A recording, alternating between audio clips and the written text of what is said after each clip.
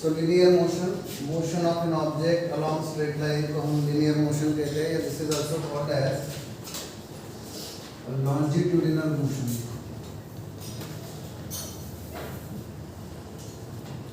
Motion of an object along straight line is linear motion or longitudinal motion. Then curved path, curved motion or rotational motion. Motion of an object along curved path is called as rotational motion. Now, when we consider oscillation, we have to take one important definition: periodic motion.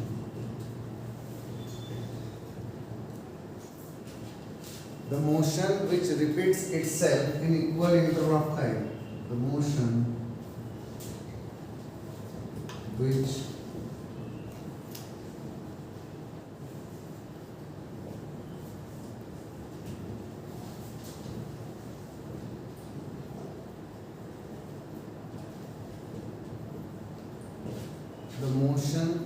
repeats itself in equal interval of time is called as periodic motion. That is a repeated type of motion.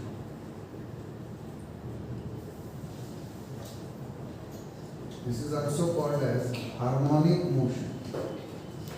Repetition. So periodic motion is the motion which repeats itself in equal interval of time. Repeated type of motion, or this is also called as harmonic motion. अब periodic motion के example क्या ले सकते हैं हम? Motion of Earth around the sun. Every year it takes 365 days. Her 365 days में same repetition है. Motion of Earth around sun. Motion of Moon around Earth. Motion of hands of clock. घंटे का काटा 12 घंटे में एक बार घूमेगा. बराबर है कि नहीं? घंटा वर्ड आया कि आपको परेशानी है. सो घंटे का काटा 12 घंटे में एक बार घूमेगा, यानी उसका पीरियड ऑफ रोटेशन जो है वो 12 आवर्स है. Most of this time when in examination there are questions related with the motion of hands of clock, students get confused that their period of hour hand, that is घंटे का काटा जो है वो 24 आवर्स कंसीडर कर लेते हैं. 24 hours में वो 2 बार घूम रहा है. So 12 hours is the period of rotation of hour hand. Minute hand का 60 मिनट है, that is 1 hour, and second hand का 60 सेकंड है, that is 1 minute. Motion of hands of clock में अगर हम पीरियड ऑफ आवर हैंड लेंगे तो our hand का पीरियड 12 आवर्स है, ये ध्यान में रखना. मिनट हैंड का जो पीरियड है वो 1 आवर है, दैट इज 60 मिनट. और जो सेकंड हैंड है उसका है 1 मिनट, दैट इज 60 सेकंड. ये आपको अच्छी तरह से ध्यान में रखना है. और ये सारे रिपीटेड टाइप ऑफ मोशन है, हार्मोनिक मोशन है, जो बार बार इक्वल इंटरवल में सेम रिपीटेशन करवा रहे हैं. That's why called as periodic motion. Periodic motion के कंसेप्ट समझ में आई क्या है? The motion which repeats itself in equal interval of time is called as periodic motion. The motion which repeats itself in equal interval of time is called as periodic motion. Motion of hands of clock, that is 12 hours hour hand के लिए, 1 hour minute hand के लिए, और 1 minute second hand के लिए. ये है period of rotation. तो periodic motion में repetition होता है, ये important है. अब doubly periodic motion. Doubly periodic है, इसका मतलब क्या है? Periodic in time and periodic in space, उसे कहा जाता है doubly periodic motion. The motion which repeat itself in equal interval of time is periodic. The motion which repeats itself in the same space, जैसे घंटे का काटा same space में घूम रहा है, बराबर है कि नहीं? अगर हम वेव्स ले रहे हैं तो रिपीटेशन ऑफ स्पेस भी है, जैसे रिपीटेशन ऑफ टाइम है। जैसे capital T period of wave है, तो एक पीरियड में एक वेव कंप्लीट हो रही है, दूसरे पीरियड में दूसरी वेव कंप्लीट हो रही है, तो पीरियोडिक इन टाइम हो गया। और दोनों इसमें सेम स्पेस ऑक्यूपाई हो रहा है, तो पीरियोडिक इन स्पेस हो गया। So whenever motion repeat itself in equal interval of time, it is periodic in time. अगर वो सेम टाइम में सेम स्पेस ऑक्यूपाई कर रही है तो उसे पीरियोडिक इन स्पेस भी कहेंगे। और जब टाइम और स्पेस में दोनों जगह पीरियोडिसिटी होगी तब उसे हम कहेंगे डबली पीरियोडिक फेनोमेना। बात समझ में आ गई? पीरियोडिक इन टाइम का मतलब क्या है? इक्वल इंटरवल में सेम रिपीटेशन। बात समझ में आई? और दूसरा क्या कि अगर वो सेम स्पेस ऑक्यूपाई कर रहा है तो पीरियोडिक इन स्पेस भी हो गया। तो periodic in time and periodic in space. तब हम जाते हैं ऑसिलेशन की तरफ। अब ऑसिलेशन में हम एक एग्जांपल लेते हैं स्प्रिंग का। सपोज दैट हमारे पास एक टेबल है, टेबल में हमने क्या किया है, एक ब्लॉक रखा हुआ है और इस ब्लॉक को स्प्रिंग के एक एंड से अटैच कर दिया है और स्प्रिंग का दूसरा एंड जो है वो एक फिक्स्ड बॉल को हमने अटैच कर दिया है। अब ये जो है ये equilibrium position of this block है। इस ब्लॉक का मास m मान लेता हूँ, ठीक है। इस ब्लॉक को स्प्रिंग से इस फिक्स्ड बॉल से अटैच कर दिया गया है। स्प्रिंग थोड़ी मैं छोटी ले लेता हूँ ताकि हमारी फिगर वो प्रॉपर आए, ठीक है। स्प्रिंग का एक एंड ब्लॉक को अटैच है, एक एंड फिक्स्ड बॉल को अटैच है। अब ये जो ब्लॉक है ये इसकी इक्विलिब्रियम पोजीशन है। मैं यहाँ पे डॉटेड पोर्शन बता देता हूँ। ये इसकी इक्विलिब्रियम या मीन कंडीशन या कौन सी condition? Equilibrium condition. Equilibrium condition का मतलब है यहाँ पे पोटेंशियल एनर्जी उसकी मिनिमम होगी। हम इक्विलिब्रियम कंडीशन तभी बोलते हैं जब मिनिमम पोटेंशियल एनर्जी हो। बात समझ में आ रही है? अब हम क्या करते हैं, इस ब्लॉक को एक राइट साइड में पुल कर लेते हैं थोड़ा सा।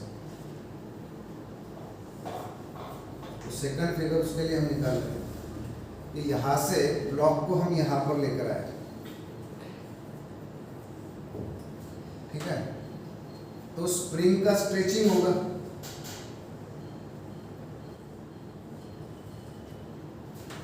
बात समझ में आई कि नहीं? When we pull this block aside, spring will get stretched. इसका मतलब स्प्रिंग का शेप बदलेगा। इसका मतलब स्प्रिंग में डिफॉर्मेशन प्रोड्यूस होगा। शेप का चेंज होने का मतलब क्या है? डिफॉर्मेशन प्रोड्यूस होना। बात समझ रहे हैं? तो हमने क्या किया, इस ब्लॉक को राइट साइड में हमने पुल कर लिया। उस वक्त हमें ये स्ट्रक्चर दिखाई दे रहा है। अब यहाँ पे लॉजिक हमें क्या समझना है कि ये मिनिमम पोटेंशियल एनर्जी यानी इक्विलिब्रियम कंडीशन की कंडीशन है। कोई भी ऑब्जेक्ट यही चाहता है कि वो हमेशा कौन से कंडीशन में रहे? इक्विलिब्रियम कंडीशन में, यानी उसका मिनिमम पोटेंशियल एनर्जी कंडीशन रहना चाहिए। यही ऑब्जेक्ट का टेंडेंसी होता है। अब हमने क्या किया, उसको पुल करने से उसका इक्विलिब्रियम डिस्टर्ब कर दिया और उसका इक्विलिब्रियम डिस्टर्ब करने के बाद क्या होगा, वो खुद बॉडी जो है, वो जो स्प्रिंग है, but spring will try to regain its original shape. ये जो स्प्रिंग है ये क्या करेगी, उसका ओरिजिनल शेप लेने का प्रयास करेगी। बात समझ रहे हैं क्या? हमने इसकी इक्विलिब्रियम पोजीशन को डिस्टर्ब किया, हमने ब्लॉक को असाइड पुल कर दिया। अब ब्लॉक का इफेक्ट इस पे क्या हुआ कि इसका शेप बदल गया। इसका जैसे ही शेप बदलना शुरू हुआ, उसने उस डिफॉर्मेशन को अपोज करना शुरू कर दिया। किसने? स्प्रिंग ने। तो स्प्रिंग ने उस डिफॉर्मेशन को अपोज करना शुरू कर दिया। इसका मतलब स्प्रिंग के अंदर कोई तो एक फोर्स होगा जो क्या कर रहा है, इस ऑब्जेक्ट को फिर से उसकी ओरिजिनल पोजीशन में लाने का प्रयास करेगा। तो उस फोर्स को हम बोलेंगे internal restoring force. Internal restoring force. जैसे हमारे पास टेनिस का बॉल है, अगर हम ऊपर से इसको फोर्स लगाएंगे तो what will happen, due to this force this ball will have a change in its shape. अब चेंज हो जाएगा तो इसको हम बोलते हैं डिफॉर्मेशन। जितना चेंज हुआ है दैट इज डिफॉर्मेशन, और जिसकी वजह से हुआ है वो डिफॉर्मिंग फोर्स है। पर जैसे ही उसमें चेंज होना शुरू होगा, ये बॉडी खुद क्या करेगी, अंदर से इंटरनल रिस्टोरिंग फोर्स लगाएगी और क्या करने का प्रयास करेगी, अपना शेप एज इट इज लेने का प्रयास करेगी। इलास्टिसिटी की ये प्रॉपर्टी है, बात समझ रहे हैं कि नहीं? तो ये जो इंटरनल रिस्टोरिंग फोर्स है, ये स्प्रिंग अप्लाई करेगी इस ऑब्जेक्ट पर। तो ये करेगी क्या एक्चुअली, ये फोर्स हमेशा इस ब्लॉक को कहाँ ले जाने का प्रयास करेगा, टुवर्ड्स इक्विलिब्रियम या मीन पोजीशन, वहां पे लाने का ये प्रयास करेगी। It will try to pull the block again to restore its original condition. So what is the conclusion here, हम इस ब्लॉक को अवे फ्रॉम मीन पोजीशन ले जाने की कोशिश करेंगे और ये स्प्रिंग उसको टुवर्ड्स मीन पोजीशन ले जाने की कोशिश करेगी। बात समझ में? एक्सरसाइज करते समय हम स्प्रिंग को प्लेस करते हैं, देखो हैंड स्प्रिंग होती है मसल स्ट्रेंथनिंग के लिए, तो जब हम उसको प्रेस करते हैं तो क्या वो इमीडिएटली पिचिंग करके दब जाती है? नहीं, ऐसा तो होता नहीं है। स्प्रिंग जो होती है इमीडिएटली दबने जाती है। हम जब उस पर प्रेशर लगाते हैं तो जितना फोर्स हम लगाते जाएंगे उतना ही परेशानी हमारे हाथों के मसल्स को होगी कि नहीं? ये क्यों हो रही है? क्योंकि हम उस स्प्रिंग की इक्विलिब्रियम पोजीशन डिस्टर्ब कर रहे हैं। तो स्प्रिंग अंदर से क्या कर रही है, इंटरनल रिस्टोरिंग फोर्स अप्लाई कर रही है जो हमारे फोर्स को अपोज कर रही है। इसलिए उसका शेप बदलने के लिए हमें ज्यादा से ज्यादा फोर्स बढ़ाना पड़ रहा है। तो जितना हम फोर्स बढ़ाएंगे उतना वो अंदर से फोर्स अप्लाई करेगी, इसीलिए हमें परेशानी हो रही है ना। तो same thing happens here, this object is pulled away from its equilibrium condition. जैसे ही हम उसको पुल करने का प्रयास करना शुरू करेंगे उसी वक्त इसमें क्या डेवलप होना शुरू हो जाएगा, इंटरनल रिस्टोरिंग फोर्स, जो उसको फिर से वहां पे लाने की कोशिश करेगा। दूसरी बात यहाँ पे इंपॉर्टेंट इसी, जितना हम ज्यादा खींचेंगे, जितना इक्विलिब्रियम कंडीशन से उसको दूर ले जाएंगे, उतना ही ज्यादा उसमें क्या डेवलप होगा, इंटरनल रिस्टोरिंग फोर्स। समझ में?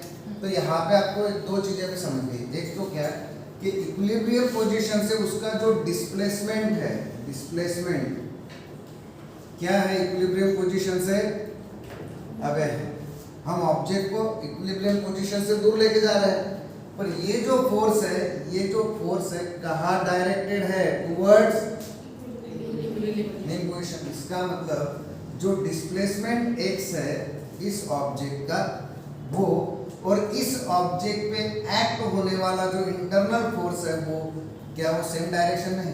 नहीं, वो अपोजिट डायरेक्शन में है। और जितना ज्यादा हम डिस्प्लेसमेंट करेंगे उतना ही ज्यादा क्या बढ़ेगा, इंटरनल। इसका मतलब यहाँ पे हमें कंक्लूजन क्या आया कि force, internal restoring force developed by the spring to restore its original condition is directly proportional to displacement. जितना ज्यादा डिस्प्लेसमेंट होगा उतना ही ज्यादा इंटरनल रिस्टोरिंग फोर्स होगा। और इसी के लिए F is equal to some constant into क्या, x। और यहाँ पे इस कांस्टेंट को हम k से रिप्रेजेंट करेंगे और यहाँ पे हम निगेटिव साइन लेंगे क्योंकि displacement and force are oppositely directed. बात समझ में आई क्या? This is called as equation of simple harmonic motion. Harmonic ये रिपीटेड होने वाली है, रिपीटेड टाइप ऑफ मोशन है। अभी रिपीटेड क्यों है हम आगे देखेंगे। यहाँ तक क्लियर हो गया? अब क्या हुआ, हम पहले पूरा और बेसिक में जाते हैं, उसके बाद इस इक्वेशन का डिस्कशन फिर से करेंगे। यहाँ पे अभी इतना ही डिस्कस करना चाहिए कि जितना डिस्प्लेसमेंट होगा उतना ही ज्यादा इंटरनल रिस्टोरिंग फोर्स होगा और दोनों हमेशा कैसे रहेंगे, अपोजिटली डायरेक्टेड। डिस्प्लेसमेंट हम मीन पोजीशन के अगेंस्ट करेंगे और बॉडी उसको मीन पोजीशन के टुवर्ड्स लेके जाएगी, तो अपोजिट डायरेक्शन है डिस्प्लेसमेंट और फोर्स की। अब क्या हो रहा है, जैसे ही हम इसको पुल कर रहे हैं तो इस पर फोर्स डेवलप हो गया, तो इसकी वजह से धीरे धीरे इसकी स्पीड कम होती जाएगी क्योंकि फोर्स अपोजिंग है ना। और कहीं तो भी आके क्या होगा, वो एक्सटर्नल और internal force equal and opposite हो जाएंगे। जैसे ही applied force is equal and opposite to internal restoring force, तो ये रुक जाएगा क्योंकि न्यूट्रल हो जाएगा फोर्स उस पे, तो ये रुक जाएगा। तो ये जहां पे रुका उस पोजीशन को हम बोलेंगे उसका maximum displacement of object from its position, इसी को हम बोलते हैं उसकी एम्पलीट्यूड। जहां पे आके वो रुका, और ये जो पोजीशन है ये टर्मिनल पोजीशन है, यहाँ इसे कहते हैं extreme position. Maximum displacement of object from its main position, उसी को हम एम्पलीट्यूड कहेंगे। और जहां पे आके वो रुका एक्सट्रीम कंडीशन है, टर्मिनल कंडीशन बोलेंगे। अब क्या होगा, यहाँ पे आके रुक गया पर फोर्स तो उसको कहाँ पे खींच रहा है, फोर्स जीरो नहीं हुआ है, वो तो फोर्स जैसे डिस्प्लेसमेंट मैक्सिमम हुआ तो फोर्स भी मैक्सिमम हो गया। अब ये फोर्स इसको मीन पोजीशन की टुवर्ड्स खींच रहा है। अब क्या हो रहा है, ये फोर्स इसको मीन पोजीशन की तरफ खींच रहा है, तो इसका स्पीड बढ़ते जाएगा। जैसे जैसे स्पीड बढ़ेगा तो यहाँ पे जैसे ही वो मीन पोजीशन पे आ जाएगा, मैं छोटा सा ब्लॉक नहीं कर रहा हूँ टेम्पररी यहाँ पे दिखने के लिए, यही ब्लॉक को मैं ऐसे दिखा रहा हूँ। जैसे ही वो मीन पोजीशन पे पहुंचेगा तो डिस्प्लेसमेंट मिनिमम हो जाएगा, जीरो हो जाएगा, बराबर है कि नहीं। यहाँ पे जैसे जैसे वो इधर आते जाएगा, मीन पोजीशन पे आते जाएगा तो स्पीड बढ़ते जाएगा, और यहाँ पे आने के बाद स्पीड कैसे हो जाएगा, मैक्सिमम हो जाएगा। और यहाँ पे जैसे ही स्पीड मैक्सिमम होगा तो क्या वो यहाँ पे रुकेगा क्या, वो अपोजिट डायरेक्शन में जाएगा, और जैसे ही वो अपोजिट डायरेक्शन में जाएगा तो स्प्रिंग का कंप्रेशन शुरू हो जाएगा। और जितना डिस्टेंस वो मैक्सिमम राइट साइड में था उतना ही डिस्टेंस क्या हो जाएगा, वो मैक्सिमम लेफ्ट साइड में आ जाएगा। और यहाँ से जैसे ही वो क्रॉस करेगा तो फिर से अवे फ्रॉम मीन पोजीशन है, ये जैसे ही अवे फ्रॉम मीन पोजीशन होगा तो डिस्प्लेसमेंट अवे फ्रॉम है, फोर्स उसको उधर खींचेगा, फोर्स उसको उधर खींचेगा तो फिर से स्पीड कम कम होते जाएगा और यहाँ पे आके रुक जाएगा वो, ये एक्सट्रीम पोजीशन फिर से maximum displacement from mean position, amplitude फिर से अब यहाँ पे आके रुक गया पर फोर्स उसको कहाँ खींच रहा है, ये फिर से मीन पोजीशन की तरफ जाएगा, स्पीड बढ़ते जाएगा, मैक्सिमम हो जाएगा। In this way to and fro motion शुरू होगा, समझ रहे कि नहीं, to and fro motion. So are you getting point, to and fro motion of the object along straight line. क्या आपको दिख रहा है, ये रिपीटेड टाइप ऑफ मोशन है, to and fro motion of the object along straight line. This is periodic motion and this is called as vibratory or oscillatory motion. To and fro, मागे पुढे, to and fro, up and down motion, right and left, motion of the tuning fork, not pendulum. So oscillatory motion हम discuss करें। क्या आपको basic समझ में आया क्या हो रहा है? मैं फिर से एक बार फिगर निकालूंगा, यहाँ तक कोई तकलीफ है, एक बार रीड करो।